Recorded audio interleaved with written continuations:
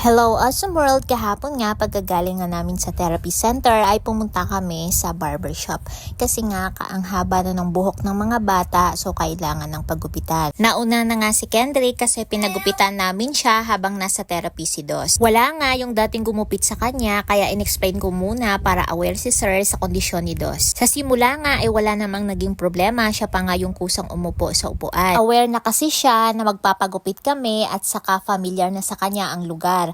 Nakatatlong balik na kami dito at saka pangalawa na ito sa barbershop na pinapagupitan namin sa mga bata. Nung nagsimula na siyang gupitan at ginamitan ng razor ay dun ko medyo napansin na nagiging uneasy siya. Minsan umiiwas at nagiging malikot na talaga. Which is hindi naman siya ganyan dati. Pinapanood ko na nga lang siya kasi wala nang problema at natotolerate niya na yung ingay ng razor. Kapag ganito nga ay na-anticipate ko na anytime ay hihinto siya or iiyak. Kaya minabuti kong tumayo sa tabi niya at kinakausap ko siya at the same time hinahawakan ko yung baba niya para hindi siya masyadong gumalaw. Pinagpapasalamat ko nga na hindi siya ganun ka-irritable dahil pag nagkataon ay talagang ang lakas-lakas nitong sumigaw. Struggle talaga ang pagpapagupit sa mga batang may autism, lalong-lalo na kung may mga sensory issues. Ang unang gupit niya ay nung 2 years old siya at ang gumupit sa kanya ay yung kapitbahay namin at gamit ang razor.